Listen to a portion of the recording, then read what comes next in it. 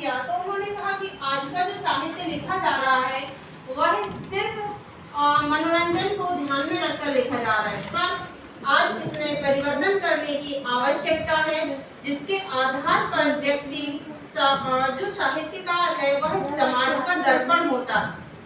साहित्यकार समाज का दर्पण होता है, इसलिए उसे अपने साहित्यिक रचनाओं में समाज में फैली जो विडंबनाएं हैं, कुरीतियां हैं, उनको दूर करने के प्रयास करने चाहिए। समाज को इन रूढ़ियों से जो विषमता फैली हुई है और रहे, तो साहित्य की जो समाज की जो समस्या है उनको समझ पाना आम जनता के लिए मुश्किल होगा। इसलिए वह चाहते थे कि जो साहित्य है वह अपने भाव और विचार लोगों के हृदयों को स्पंदित करने के लिए स्पष्ट रूप से करे।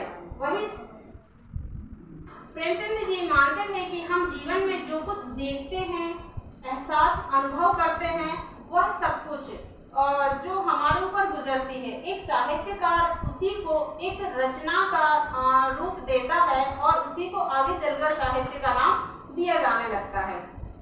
कवि या साहित्यकार में अनुभूति की जितनी तीव्रता होती है, उसकी रचना उतनी ही आकर्षक और ऊंचे दर्जे की होती है।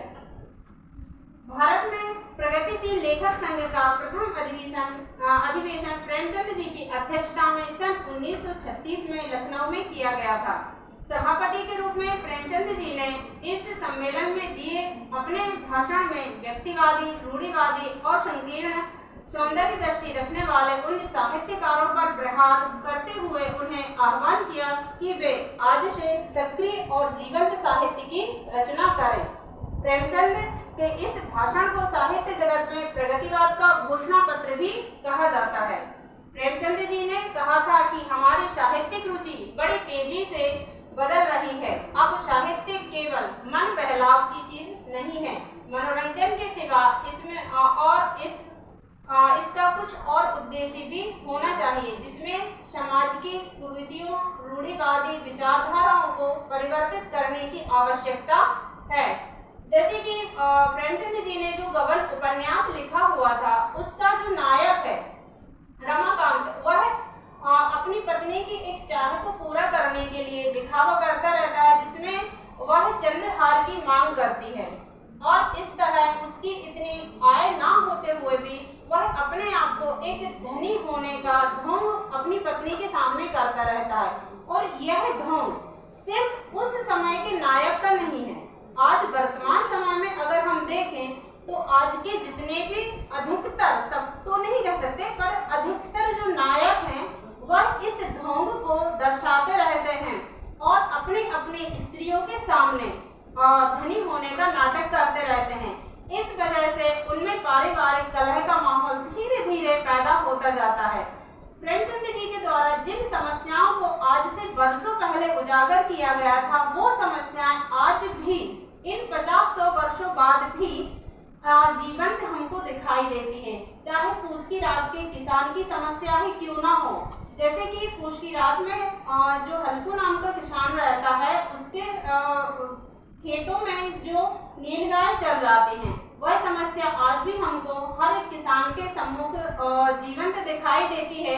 जो कि एक उत्तर प्रदेश में वहाँ के मंत्री जी की जब सभा हुई तो वहाँ पर किसानों ने उस सभा को भंग करने के लिए, या उसका भंग करना उद्देश्य नहीं था, बल्कि उस अपनी समस्याओं को उन राजनेताओं के सामने सम्मुख प्रकट करना था, इसलिए उन्होंने उसको वहाँ पर जो सभा का एक ग्राउंड था, सभागार था, वहाँ पर कुछ जानवरों को लाके खड़ा कर दिया था। तो ये जो समस्या है सिर्फ उत्तर प्रदेश के किसान की नहीं है, बल्कि आज के मध्य प्रदेश या अन्य छत्तीसगढ़, दूसरे राज्यों की भी ये समस्या है। तो मेरा कहने का तात्पर्य ये है कि जो 100 वर्ष पूर्व प्रेमचंद जी ने जिन अपनी रचनाओं में जिन समस्याओं को उजागर किया, उनका समाधान आज तक नहीं हो सका है।